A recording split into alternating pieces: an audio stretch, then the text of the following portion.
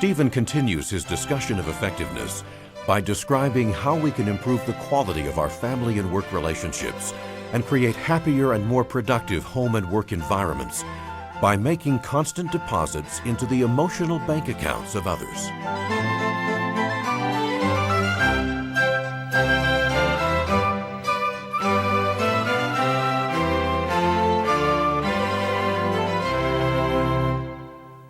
Now let's shift for a moment to applying this whole way of thinking to relationships, the relationships we have with each other.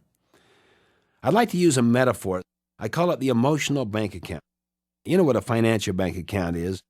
If you were my banker and I were to make many large deposits into your bank account, it would get larger and larger. I could even take withdrawals because of this large reserve capacity. The emotional bank account is like that as well. The emotional bank account describes the amount of trust, the social capital, that's been built up in a relationship.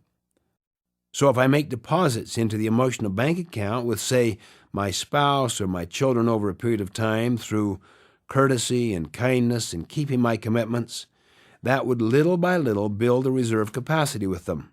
Their trust toward me becomes higher and higher. I could even make some mistakes, but that trust level, that emotional reserve, will compensate for it. Unless they're too large and too continuous mistakes, then it would totally drain the emotional bank account. But if I have a high emotional bank account, these small mistakes would be ignored. They wouldn't make me an offender for a word or for the smallest dumb thing that I do, simply because they understand and they care because they know I understand and I care. But on the other hand, if I have cultivated a pattern of what I call emotional bank account withdrawals, such as discourtesy, unkindness, disrespect, cutting you off, overreacting, ignoring you, threatening you, betraying your trust, not fulfilling on my commitments to you, eventually I would get into an overdrawn emotional bank account.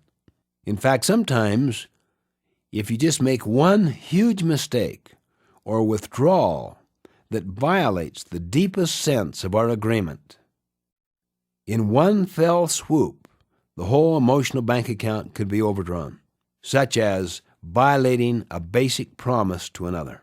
Then the trust level gets very low, and you have no flexibility. It's like walking on minefields. You have to be so careful. You have to be watching your backside, everything that you say and do. You have to measure every word. I mean, it's tension city around the home or at the office. People live in memo haven. I mean, really, many families and organizations are filled with that kind of a climate. Now consider the opposite. How many of you have a relationship with someone that is really strained, where the trust isn't there, where the emotional bank account is overdrawn? Now what happens when you communicate?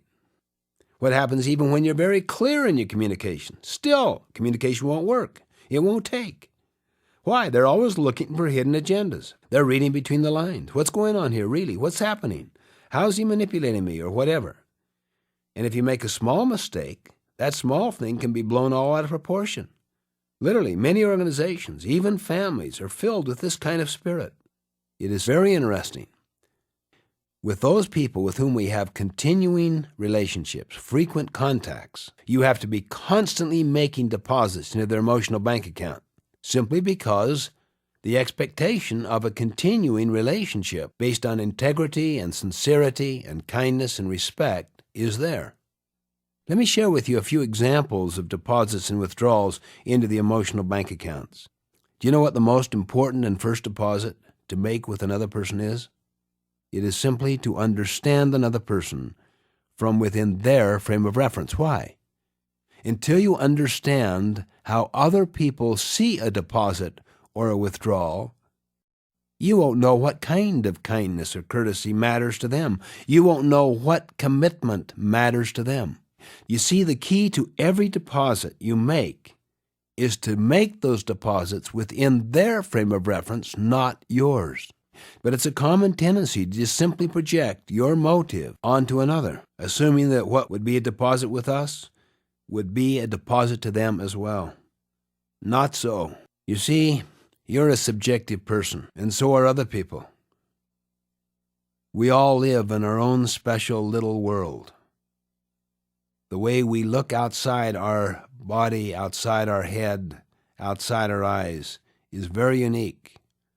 That's why it's so important to first understand what deposits are to other people, and what are the withdrawals, and what are the highest deposits, and what are the highest withdrawals.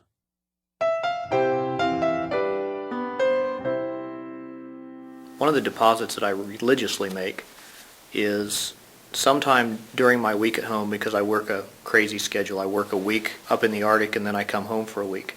During my week off, I've always had a weekend date with my wife, always. We always go somewhere, even if it's just, dinner and a movie, or sometimes we'll drive into Anchorage and see a show. But it's always something that we go out and do together. One deposit for me is when people do listen to my input. Some things I do to make deposits to my children is to spend time with them on their homework, to praise them, to compliment them on their homework, to compliment them on little things that they do. So remember now, the first and most important deposit to another person's emotional bank account is to understand from within their frame of reference what deposits are to them. Another obvious deposit is the making and keeping promises to another. You first know what promises are important to the other. Then you make it.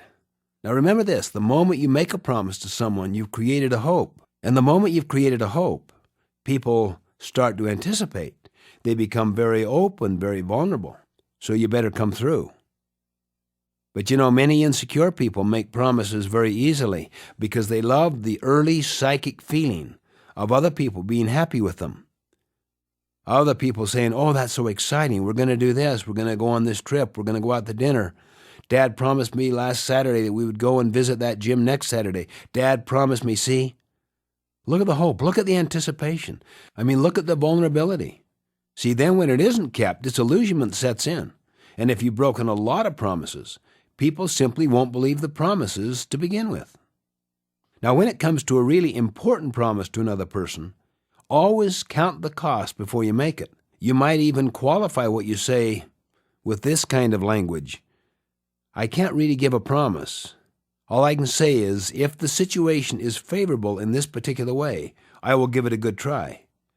Now, the person will be a little disappointed initially, but remember, you're not into a popularity contest.